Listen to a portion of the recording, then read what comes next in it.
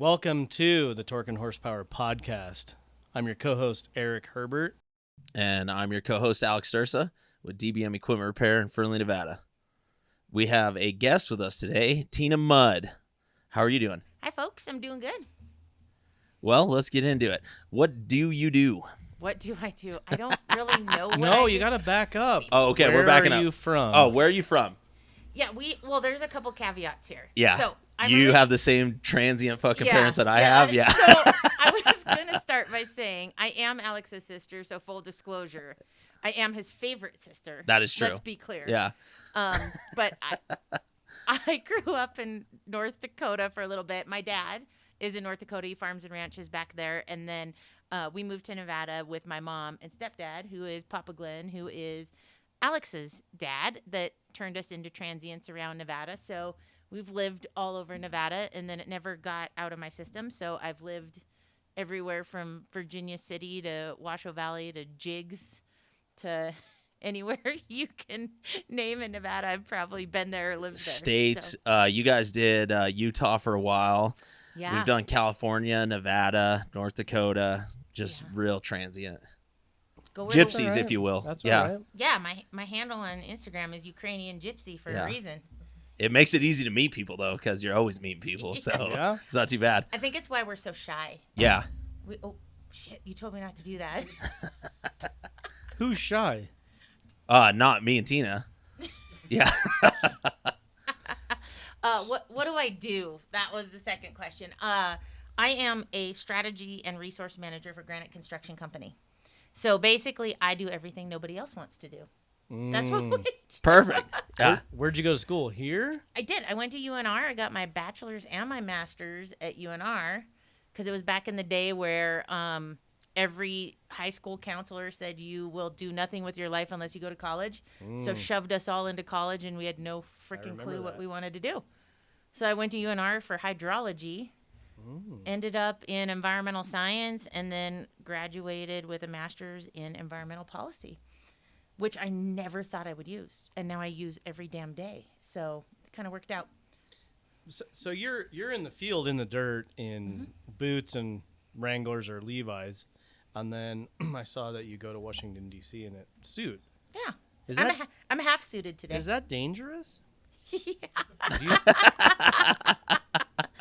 Not the working in the dirt in your Wranglers, but like going to Washington D.C. Do you have to pack your shades, blades, and hand grenades, or? Yeah, you probably should. Last time I was there was the same time that one of the congressmen was getting carjacked. Oh, so that perfect. was cool. Oh, that was recent. Yeah. Well, and they just No had that shit. house fucking explode yesterday morning. Yeah. Yeah. Yeah, we're gonna search your house. Boom. Which is such a super bummer because DC is so awesome. I really want to go. I think it'd be cool to go. From a historical perspective, DC is amazing. Right. From a swamp perspective, it is seriously a swamp. Like when you walk K Street or any of the streets walking up to the Capitol, they're lined with every big company you can imagine, and they don't have storefronts there because they're selling shit. Right. They are buying influence. So Right. it's a weird place, but from a historical perspective, it is amazing. I've But yeah, never I get been. looked at funny. I haven't either. I would like to go. You have to go at least once. Early spring is really cool when they've got all the cherry blossoms and stuff, but you could literally run out of things to do, like not run out of things to do in like 10 days. Like there's so much stuff there. It's cool. Security sucks because I'm still a hick and I wear a belt buckle, so I gotta take off my boots and my belt buckle and all those things. To But get in anywhere. anywhere, anywhere. There's tunnels under the congressional and Senate buildings, so if you know people, you don't have to go outside to get from building to building. You can take the Oh, that's tunnels cool. and the That's trams. cool. Yeah, shout out to Amadei's office for shuttling my ass all Right. over Nice. DC. That's cool. I mean, if you have a connection. Yeah, my job is 100% about connections. So Oh, I'm sure. yeah, even in the field, like my cowboy boots and jeans days are all about connections. Like I mean, that's how my job goes, Yeah. though, too. Is it's all about who you know, who has seen you do something before, who has interacted with you before. It's a huge deal. Yeah. Word of mouth referral, even for Q&D construction. Right. Yeah. Well, That's and good. now, I mean, we pretty much only do jobs by word of mouth. Yeah. Other than that, I'm not really interested. So Yeah. And I think, too, we even word of mouth our competitors. Like, we send people to our competitors because we would rather you get a quality job if we can't build it for you. I feel one of the things I always feel is that you want a worthy opponent. You're always Right. better when you have a worthy opponent. I think Eric wishes I would do that more with all the shit I bring him. Be an opponent. Yeah, no, take it to his. I mean, he's like, do you not work on anything with fucking aluminum? I was like, no, don't. Cast iron, bud. That's what it's we're like doing. the heavy cast iron. Too. Yeah. It's not lightweight stuff. No. But, I mean, I don't know. I mean, I like to give you a hard time about it, but it's fine. But I don't think Reno really has. I'd rather have... I interrupted. No, you're good. I You're good. apologize. I would rather have shit work and a good customer 100%. Right. than a shit customer and good work. Yep, 'Cause absolutely. I've had both ways. Yeah. I don't think that changes at any level. No. I mean, the Probably not, company no. I work for is a very, very large company, and we are selective in our customers for that reason. There's people we don't want your shit. Right. Yeah, like a good customer, you'll do anything for. Shitty customer, Goes both ways. it doesn't matter Yeah. how much money they have or what they're building or even who they know. If they're not in your circle, but you just don't want to deal with it. You know what's going to happen. Yep.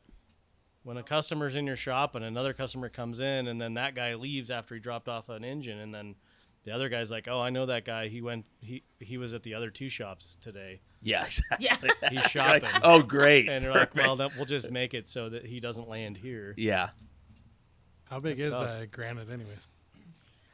We are nationwide. We actually have aggregate pits in Canada, and we've got operations in South America as well now. So we're actually international. That's pretty cool. I didn't know that. It's cool. We have about approximately 7,000 employees. Oh, wow. Holy Yeah. shit. So we're big. We're big. Yeah. I work primarily in the Nevada region, where it's probably closer to 500 employees. But we're a pretty big company. But the cool part is we're an old school culture. Yeah. Like, we try to keep it as old school as we can, and some people make it with us and some people don't, and it's really, like you said, about fit and network and just, being part of our team. We don't hire people just to hire people. You got to fit in, and I know that doesn't sound right in a HRPC world, but you got to enjoy where you're working. If you don't fit in, you don't last long. I mean, that's what it takes, though, because I went through the exact same thing, and my top was 15 employees, and I was like, these ones they may be good, but we don't get along. Like, it's not worth it. Yeah. They don't fit the mold that we're trying to make here, Yep. and we'd be better off just doing something else. And they weed themselves out. Oh, they do, yeah. Yeah. We're still an industry. You got to work. We still work. And Right. our biggest complaint is, you guys get up so early and you work like 16-hour days in the summer. I'm like, well, we live in Nevada. We can only build stuff for so long. Yeah. Yeah. The asphalt plant's not really going that Yeah. hot when it's frozen. No, you can't build shit in the winter when it's cold out. Yeah. It's kind of interesting because we do exit interviews, and we've been left before because they went to a different industry because they had napping pods. What? So we're like, good fucking luck. What was dude. that, like Google? Well, I have Yes. a customer. I had to sign an NDA, so I can't say anything, but Yeah. I do have a customer that has napping pods Yeah. in there. I mean, I thought about putting a couch in an office to Yeah. take a That's nap called a after casting lunch. couch, Eric. Yeah. And that's two totally different things. Yeah. Way different Yeah. form of work. Yeah. No, not a black leather couch. Like, I was thinking something cushy with a dog Yeah. blanket on it, like for after Casting lunch couch. on. Casting couch, yeah. I promise you there's a job after this, okay? Might have to come back for a second interview, but there's a job at the end of this test. Yeah. Hey, have you ever seen one of these before? Yeah. It won't hurt that long. So what does your job entail at Granite? Sure. So I manage our environmental team. So all of our permitting for our asphalt plants, our projects, all the reporting along with that. But I also do our resource development. So I acquire aggregate pits, lands that we need for like lay down yards and jobs and all of that. So I get to buy stuff, really expensive stuff, and that's That's cool. cool. Yeah. And Can then you use your card so you get the points? oh Yeah, god, that would be right. so great. That would be Oh, so man. great. I have a guy in Vegas that does that. He won't put anything on the company card. He puts everything on his personal card, and that old guy has got miles and miles. But we have a common friend, Mr. B. He manages a private airline, 2 private jets for now one wealthy individual in Reno.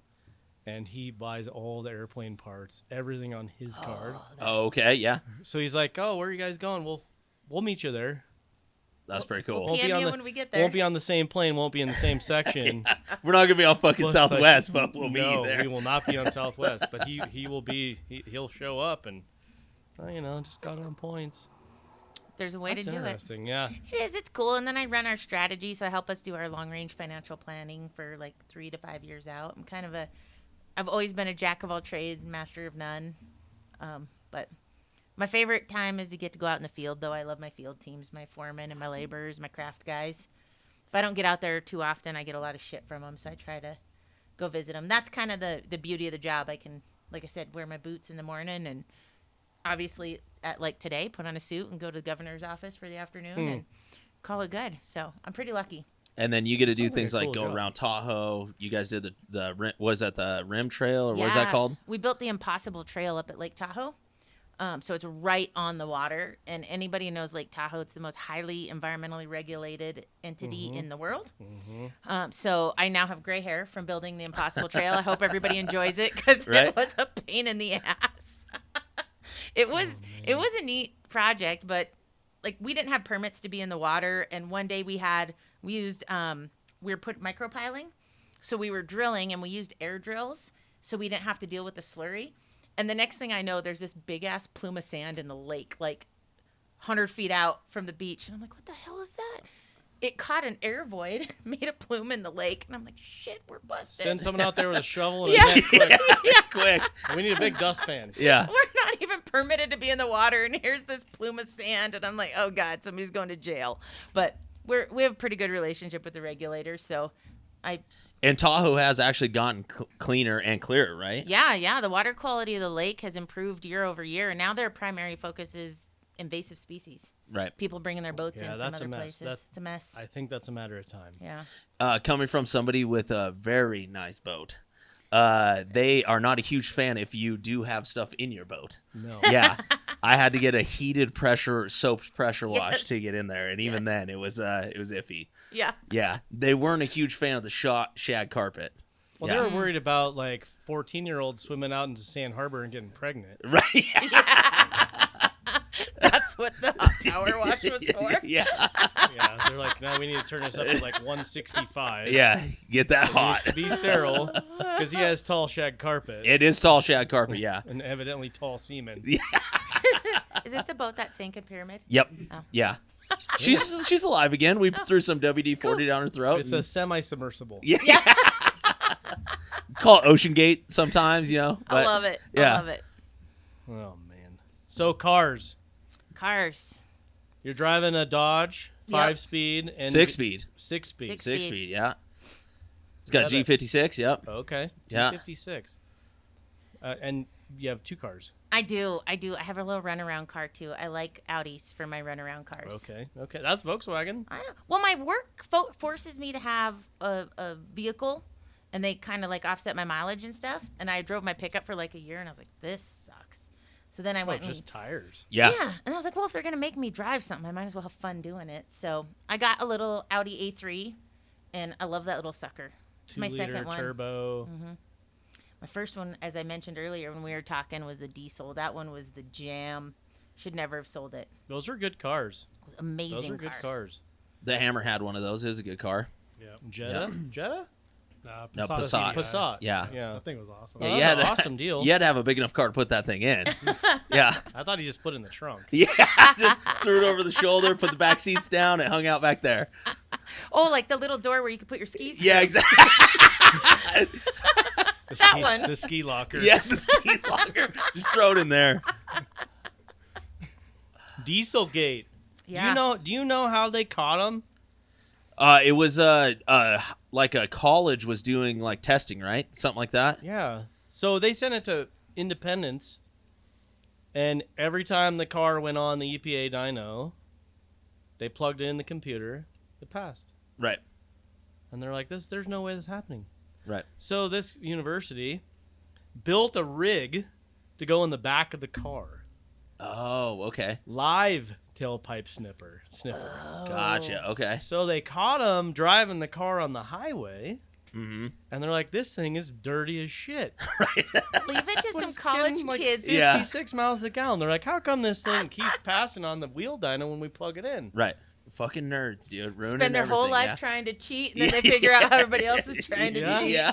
They caught it driving around. That's crazy. I knew it was a college thing, but I didn't know that's what it was. Yeah.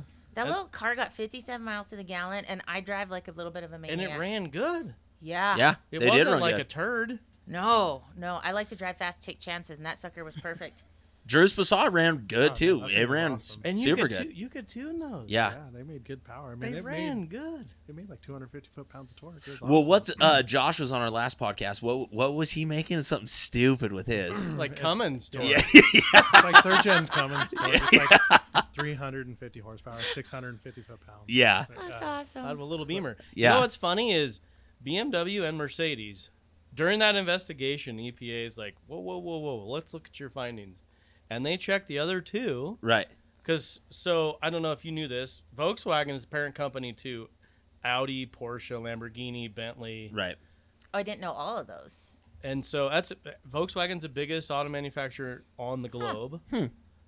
But Mercedes and BMW are doing the same thing at the Oh, same of course. time. Yeah. Why wouldn't they? And Yeah. they Right. and they never got stuck. Right. But the next year, you couldn't buy a BMW diesel Oh, okay. and you couldn't buy a Mercedes diesel, and they're gone. Oh, that makes sense. They're like, oh no, we just don't sell them there anymore. Well, it's so funny because, like, especially in the U.S., it's a thing. But when I worked for a Liebherr dealer, we would sell equipment to other countries, and they actually made delete kits for them because they didn't have ultra low sulfur diesel, so they couldn't run emissions on them.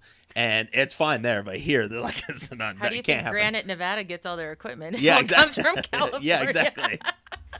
So what was the actual issue with them? Because I know it had a DPF filter on it. You know, it had a catalytic converter and a DPF. But what were they doing that was actually, like, why wasn't it clean?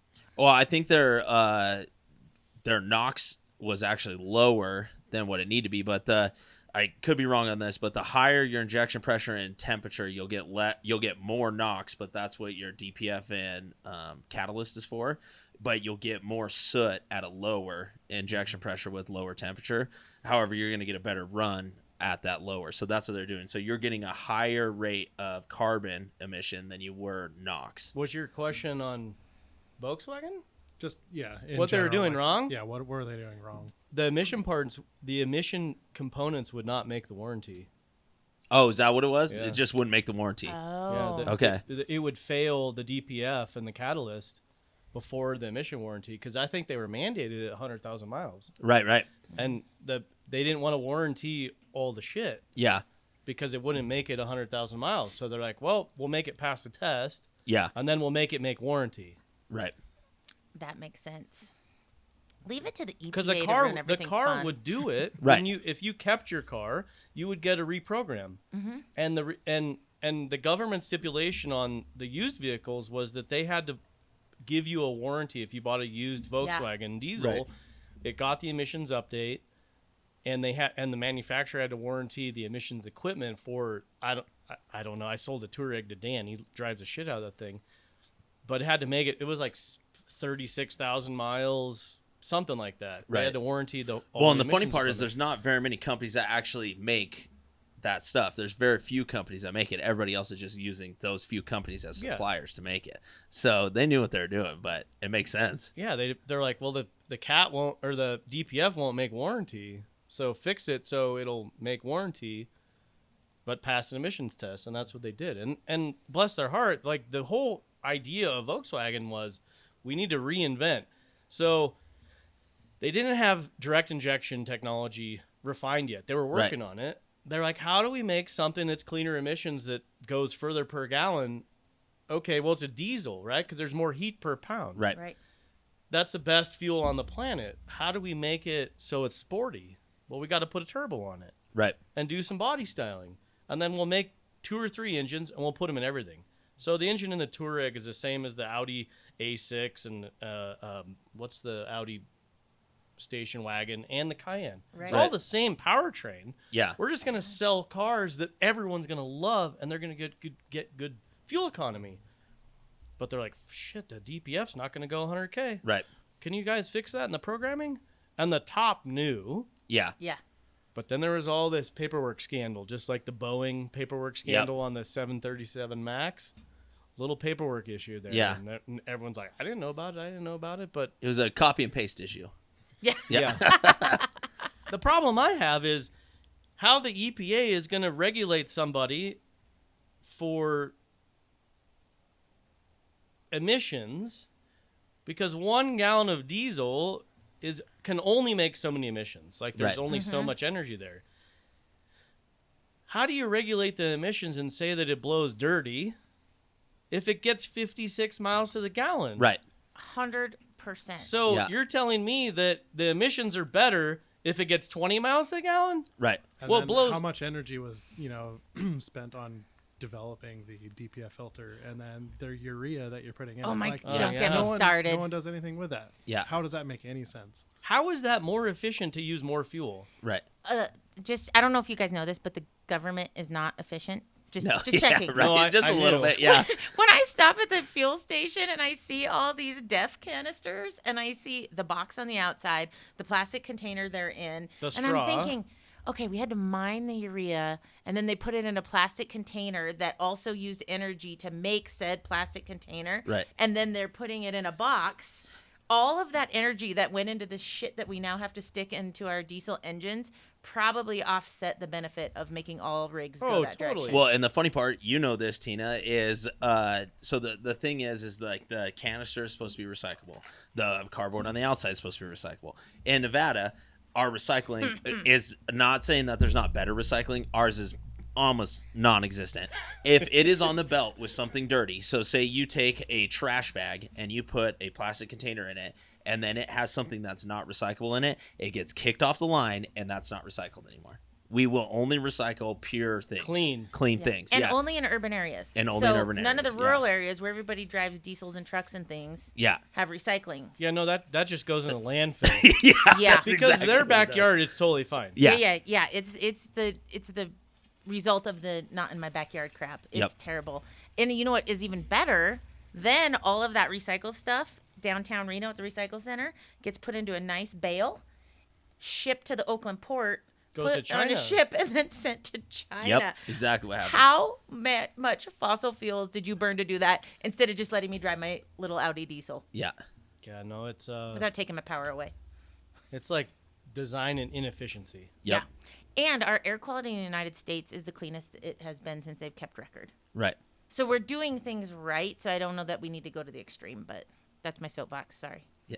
I'm in it every day. I tell We you. could go This into is the world I government live in. Conspiracy So going down forever. that, you have to work with regulation all the time. You have to Yeah. work with the state all the time. Can we Yeah. go into that a little bit? Like, what does Yeah. that take? Ugh. Again, it takes relationships. Right. So I have a much different relationship than a lot of contractors do with our regulators because I figure I can fight them or befriend them. Today I'm in a suit jacket because I was at the State Environmental Commission. Unfortunately, levying a penalty on another contractor, which kind of broke my heart. But it's not hard to stay in compliance, but what it does is it costs so much money. And I don't think a lot of people realize all the regulations. You guys do because you run a business, right? There's a fine and a fee and a requirement for everything that you do. And at some point, I think that we go a little bit overboard. But yeah, so I mean, I spend my days just keeping Granite in compliance with our air quality and water quality and all of that stuff. So I know these EPA air quality emissions more than I'd like to admit. Well, and that goes into your guys' bids too, right? Like, Yeah. obviously, if it costs you guys more to do it, it's going to cost more to do the job, so it costs taxpayers more money.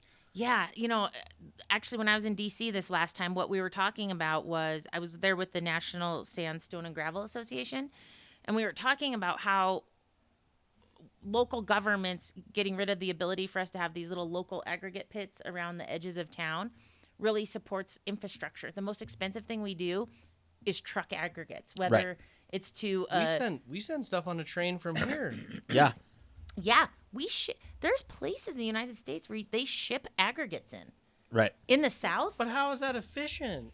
Well, get that. So the state of Nevada ships in, we call ice slicer, and it's the salt basically that we put on our roads. It's a very fine amount, but we ship it into a rail station and we haul it out. And instead of, like we have a company locally out of Fallon that makes it as well, but they can't make enough. So we ship it literally from the middle section of America to here on train. And then we truck it from the train station in Fernley throughout Nevada.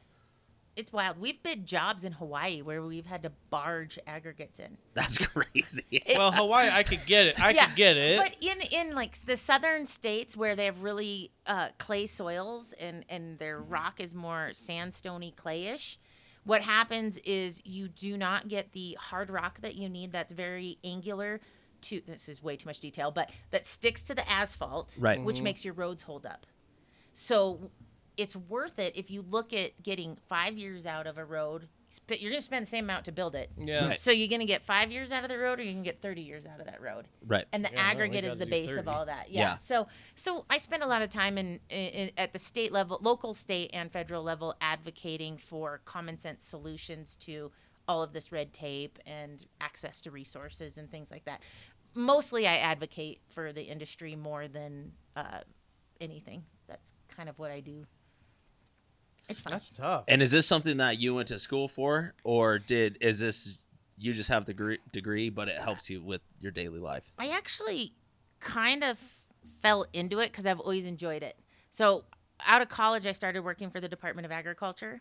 And so I was working with farmers and ranchers on ag policy. So I was always advocating for the ranchers and the farmers on behalf of whether it was like BLM allotment issues or whatever it might have been. And so I've always had a little piece of politics and advocacy in me, and I like it.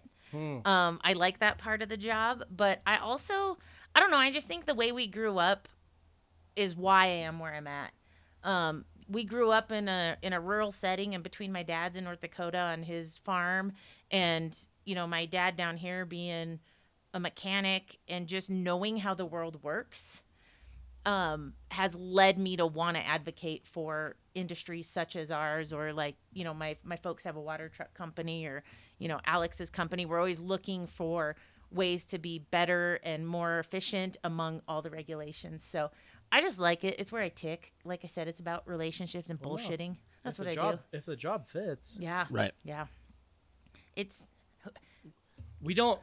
problem is, I think that this is the last generation of that. Right. Yeah. Because the next generation, and I love my son. He's a great kid. Yeah. He's smart, wicked smart. Chooses to be dungeon master on Friday night for Dungeons and Dragons. And Right.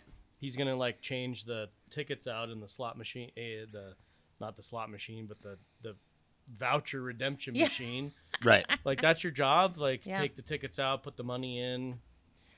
No. Do you want to, like, how shit works? Right. Do you want to? Oh no, it's good. No, because I can be dungeon master. Right. Like, Yeah. cool.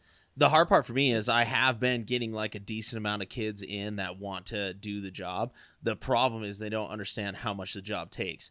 Like, I am going to pay you a good wage, but you also have to buy a lot of tools. Like, I have hundreds of thousands of dollars in tools, which I do own a company, so there's a little bit of difference in that. But still, if you're going to be a regular mechanic, even a car mechanic, you're still going to have $50,000-$60,000 in tools. Yeah. And your employer's not paying for those tools. This is something you need to do your job. However, you're going to have a job that is going to pay you for the rest of your life. No one wants to pay their dues. Like, back Right. in the day, all the Yes. unions were, you started this trade and you're like apprentice, journeyman, whatever. And there was another dude that was there way before you to teach you Right. how to solder a pipe and how a boiler works and how all of these things work. Right. If you didn't go to college.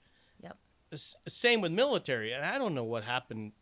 I don't know if it's the admin that wrecked military. I interrupted you. Yeah, it is.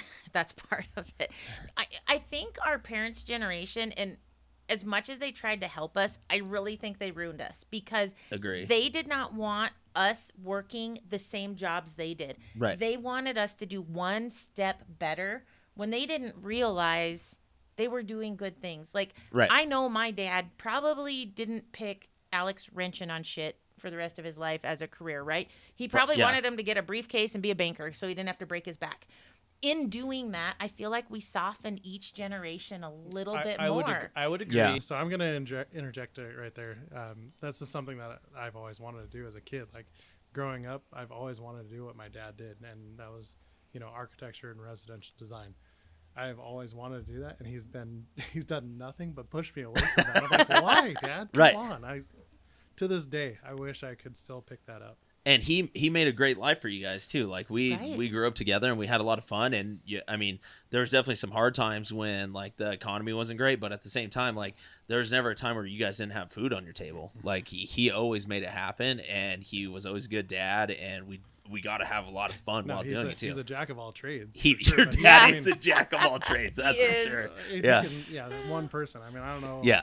From satellite to mace or monument. I mean, just everything. Yeah.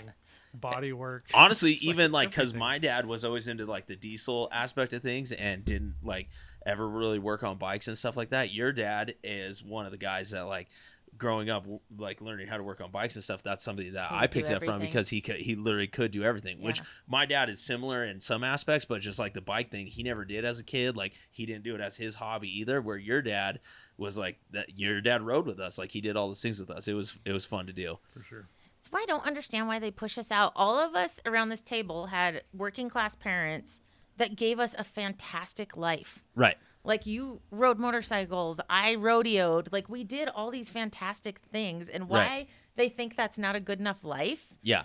And in turn, it has. And I'm sorry, we have we hired 32 people this year, Right. just in the salaried side of things, not even the craft side of things. It is so hard to find people with motivation and any sort of common sense. Our biggest luck is hiring out of community colleges from kids that their choice is to go back to their family's farm and buck hay all summer or come work Right. for us. So 6:00 in the morning out in the rain, they're like, hell yeah, I'm in, because I'm not hauling hay all summer. Right. Like those are the ones who come work for us. So I don't know why they think they didn't give us a great future, but I'll tell you, I got more from my upbringing that made me successful in life than I ever did college. And part of it's probably my mom being Right. who she is. She's something. I'm a lot. I Yeah. can be a lot. I'm pretty strong-headed, and if you tell me no, I'm going to make it happen, and I think that probably came from her. Yeah. Absolutely did. So, it's that whole, oh, you're a woman in construction, like don't make yourself different. Make yourself part of the team. We have all these stupid groups like, oh, women in construction this, women in construction. I'm like, just your be in damn construction. head down and be in construction. Yeah. While you're over here frolicking around in your group, you could be building something. Right. Like, sorry. Yeah. I digress. Now we're having, and I heard a quote today on the radio on the way home, and I was going to repeat it, and I can't remember it. But now we're having this debate between, not segregation or prejudice, but discrimination, not over gender, but identity. Identity. And you're Right. like, wait. So, Leah Thomas, the swimmer, the fucking Yep. whatever that deal is that Biden's backing up on.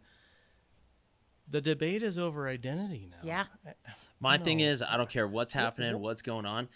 If I pay you to do a job, come and do the job to the best of your abilities, and that's all the fuck No, but I care I'm not about. going to give you extra credit for Oh identifying. no, that's what I'm saying. I'm not giving Yeah. you extra credit. I'm paying you for a job. Do This is the a job. Yeah. But We got do the one job. bathroom. Everybody's got it. Yeah.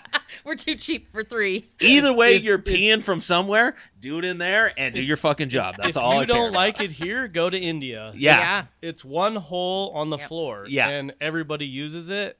Yeah. And Funny story. My wife's brother is in the military, and I was kind of talking to him about it. And he went over to South Korea, and he was stationed there for a while. And he said that he's like, dude, it was the craziest thing because we're used to like bathrooms, right? Like there's a bathroom. If you have to do one thing, there's a urinal. If you have to take a shit, there's a toilet. He's like, it's just a hole. It's just a whole.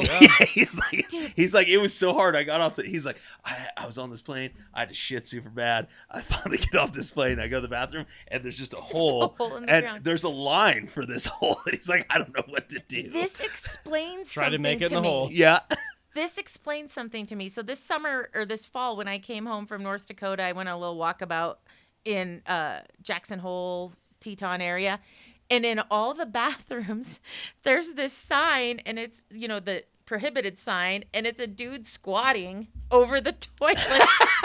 Really? Now I know why. Yeah, that's why. It's probably that because there's a lot of cultures that have discovered our wonderful national parks. Yeah. And now I know what the no shitting sign is for. They don't want it on the seat. Yeah, we had to have some signs in our bathrooms at a workplace that don't throw your toilet paper in the trash can. Throw it Yes. in Oh. the Yeah, goddamn but if Well, you go to me coming Mexico, from- there's no paper in the toilet. Right. Don't put your paper in the toilet. And you're like, okay, I'm confused now. Well, we went on that trip to Europe, and that's how Europe is. Like, you can't put because their pipes are old. Yeah. And it's we come from the U.S. where it's just like we kind of invented it, but at the same time, it's like if it's not good, fucking rip it out and put a new one in so that you don't have to put your shit in a bin. Like that's what it comes out to. Yep. I don't want to do that. It's disgusting.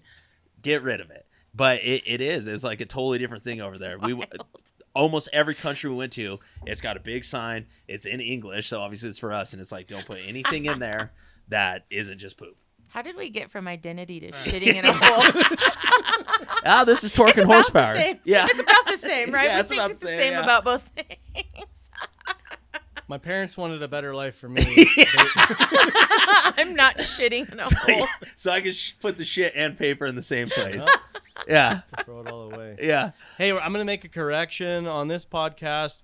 The last podcast I may have mentioned that my unidentified contractor, as of yet, he was on my shit list. He's no longer on my shit list. That's a plus.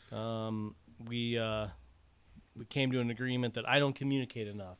Oh, okay. That makes I'm, sense. I'm guilty of that because I'm doing like 27 other things, and I Right. committed to Isn't myself. that the problem with like all relationships? Is Yeah. I was communication. going to say contracting Hey, is a didn't you- marriage. Did you guys go to counseling? We didn't introduce Big Stick, the most handsome guy at the table today. Biggest dick here. Also biggest dick here. Drew, the Hammer Miles, our producer and editor. He had a MFT session today, and he showed up a little bit late to the podcast in a bad mood. And Yeah, he was a little grumpy. I'm just gonna give you some support. Sometimes you have to let her win. Yeah. Not every time. I think that's why I was in a bad mood. Good for you two for going together, man. I went to 5 years of counseling by myself. That was cool. Hey, it's a big thing. That's what my wife does. You should call her. She's like, yeah, I go to the counselor. I Are mean, you coming? I'm like, nah, probably Yeah. not. I mean, same guy let me wheelie a motorcycle through the house, so I shouldn't be too bitchy. But Right? He was pretty fun. Yeah. it was pretty fun. We'll give him a shout out. He's still fun. He is still fun. So I'm not mad at the contractor. That's good to know. I just didn't listen, and I forgot our conversations, and he called me to the carpet, and he was right. Hey, at least he did it. I love that. Yeah. Yeah, no, he straightened me out pretty quick. It took Yeah. about 3 hours. It wasn't that quick. I mean, I'm hard-headed, so. It happened. Definitely.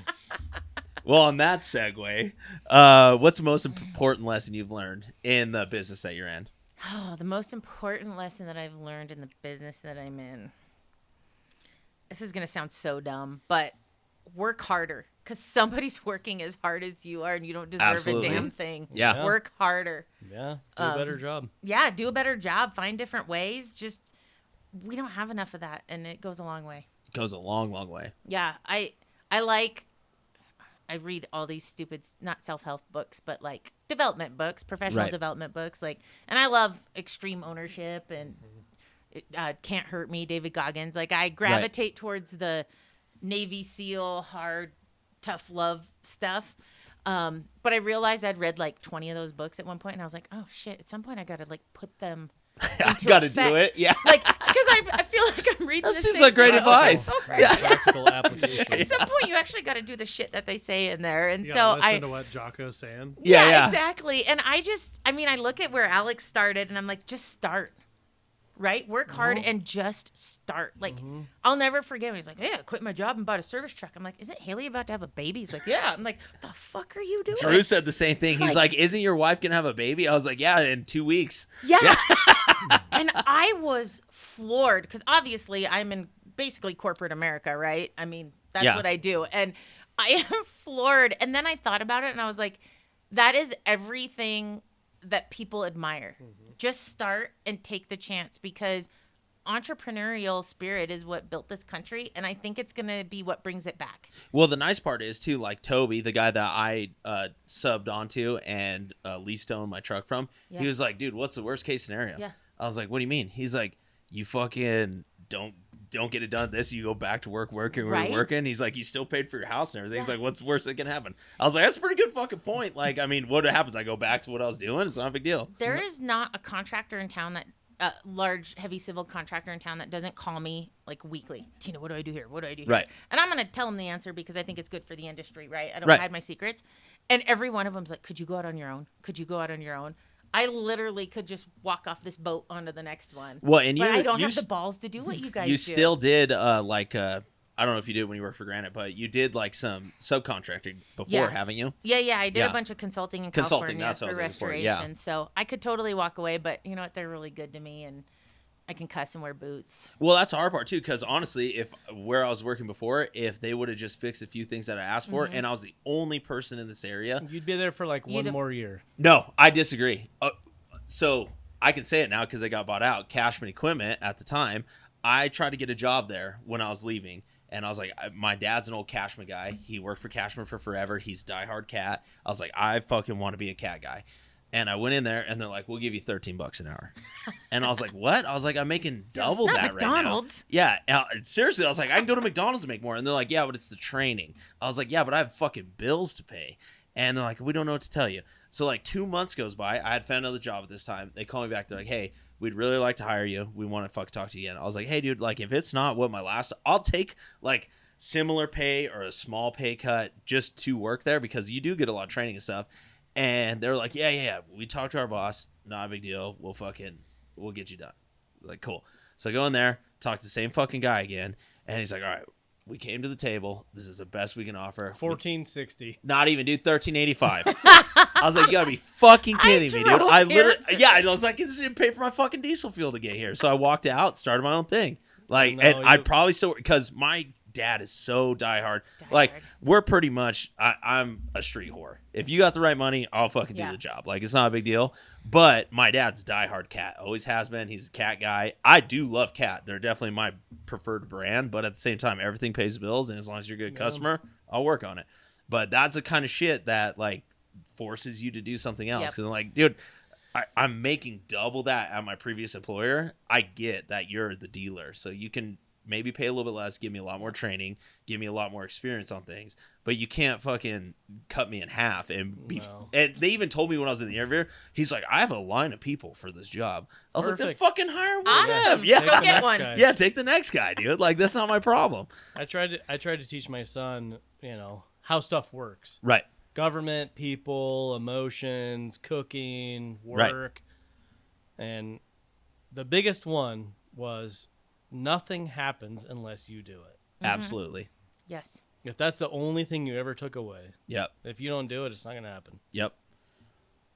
My dad did a good job of that. He never. I don't think he necessarily wanted me to go to college. My mom definitely did. Yeah. She was super mad at me when I didn't. Yeah. But my dad pretty much said, he's like, I'm not paying for you to go if you don't want to go. Yep. Go fucking learn how to do something. And Yeah. since the Wait, time I they're was going to pay for you to go? well to community college in Winnemucca, it was like is a favorite. yeah. I mean, we know that, but my dad was like, I'm not helping you do this if it's not something you want to do. Like fucking, if you want to be a wrench, then you need to figure out how it works. And from the time I was little, he always said, he's like, you don't have to do what I do, but this is the only thing I know, so you have to learn it because I have to do something to help you. If you don't want to do what I do, that's okay, but I have to teach you how to do something. Yeah. And it worked out good for me. My parents were similar. Yeah. They just said, yeah, you're going to college and you're not going to community college. And all the classes I wanted to take, like welding, auto Yeah. body, Right. that was at TMCC. And they're like, no, you're going to university. Right. I'm like, they don't have that class there.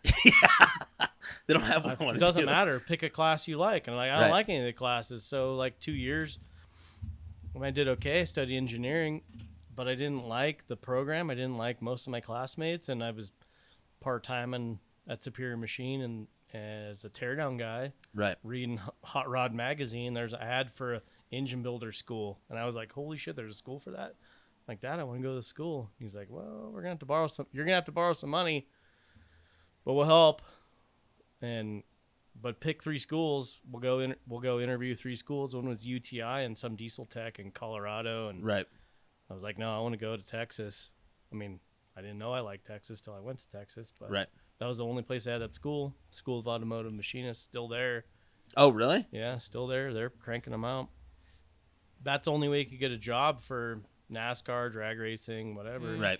Was to go to that school. They hired a lot of places hired exclusively from that school. So I'm like, well, Here we are. I'm in. Here we Yeah. are. And then I worked for a few guys and wanted to do my own thing. But yeah, my parents were against it for a long time. Oh, really? My mom was mainly against it, but my dad was just like, if I don't have to pay him to go to do something he doesn't want to do, I'm not going to do it. Yeah. I think Dad too had this. His dad instilled in him like this old school culture Yeah. of loyalty. Because that was back in the day when you could go get a job like with the county or whatever Mhm. and make a career out of Right. it. The benefits were good. You were loyal.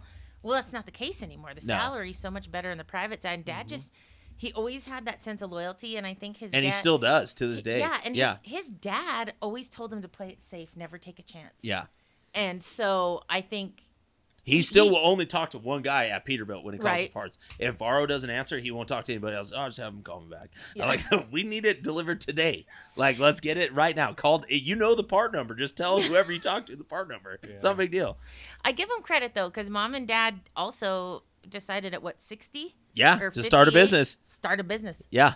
Like, let's cash in our retirements, buy some water trucks, and let's start a business. I came to them one day and said, hey, we're having a hard time getting DBE credits on these jobs we build. We need a woman-owned business. Like, 3 weeks later, I'm getting a call. So you guys need a water truck? What?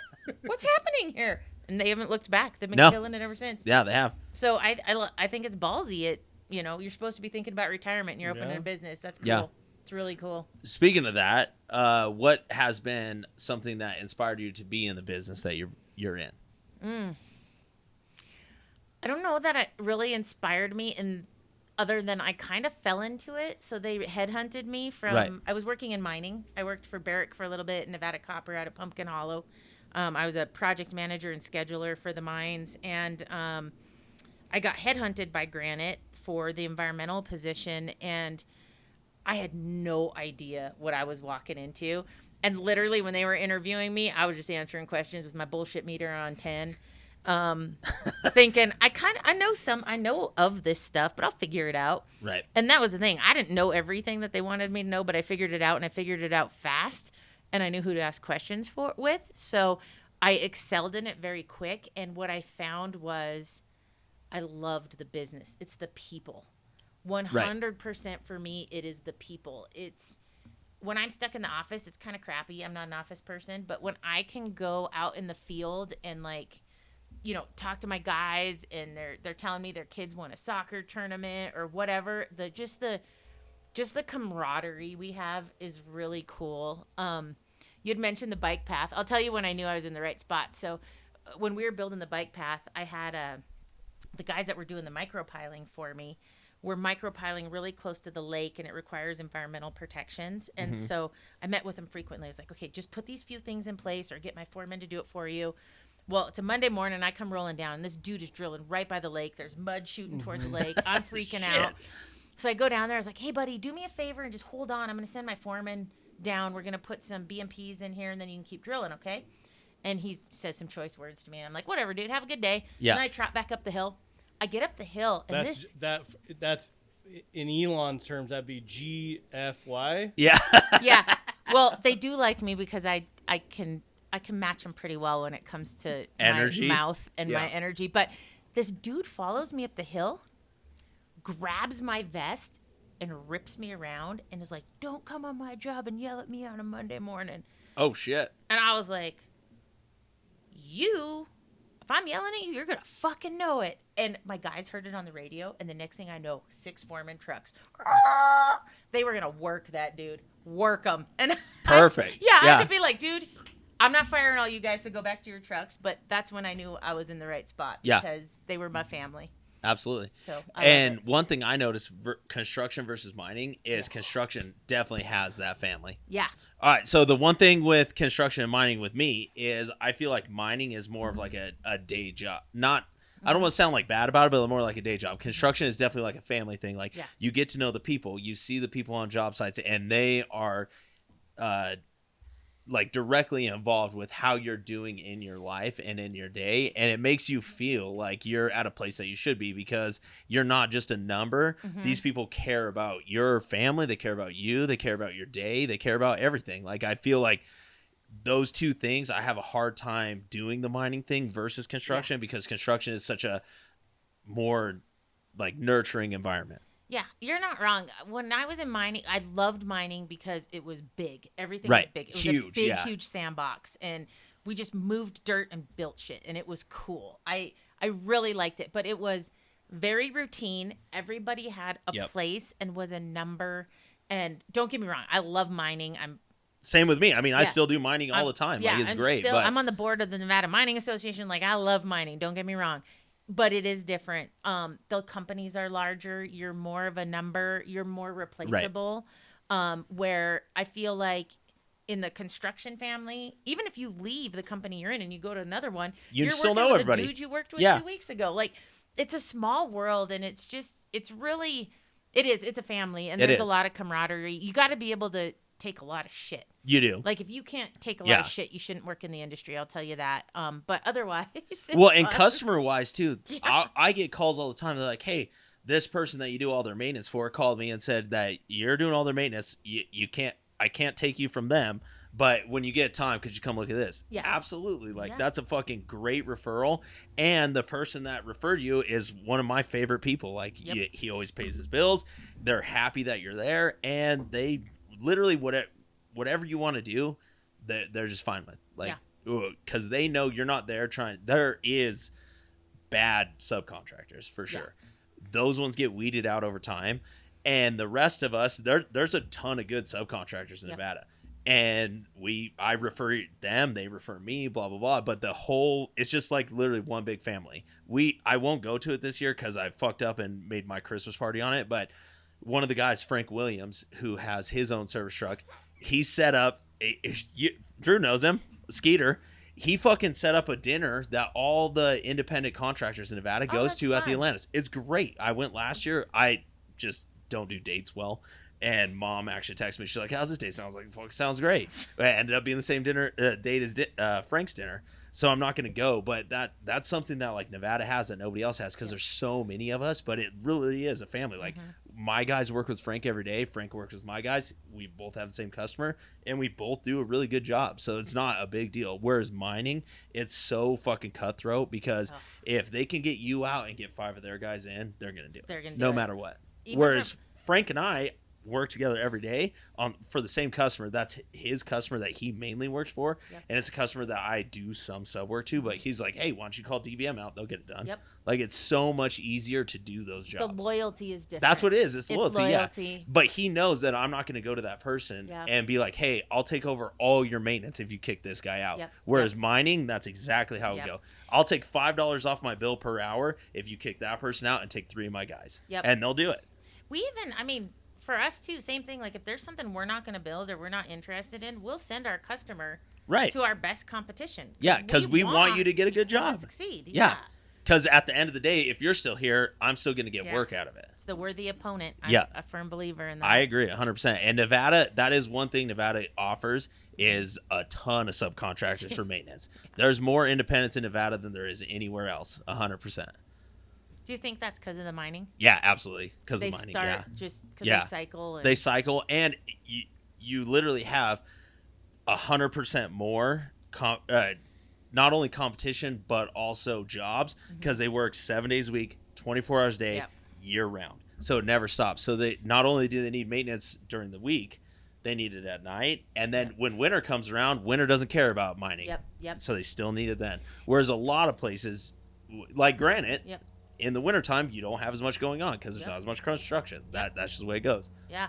And I think, too, that's what kind of opens the door for those guys getting their foot in the door because you get to the point where, like you were saying earlier about the guys shopping your prices, you get to the point where you can be like, I'm okay. I'm gonna pick and choose my customers. Exactly. And then it yeah. opens up the door for other. It for sure does, and that's a great way. That's how I got in. Yep. But you do get to the point where you're just like, I don't really want to do that. Yeah, we all have people we won't work for. Yeah. Anymore. Whereas I have great customers like Greg, Yeah. and literally, if he asks me to do anything, we'll do it because love Greg. he's just so good. I love Never that complains guy. about anything. He just wants his shit fixed. This is the price for it, and it's done. Done. And then I just had a bunch of asphalt grindings brought to the shop.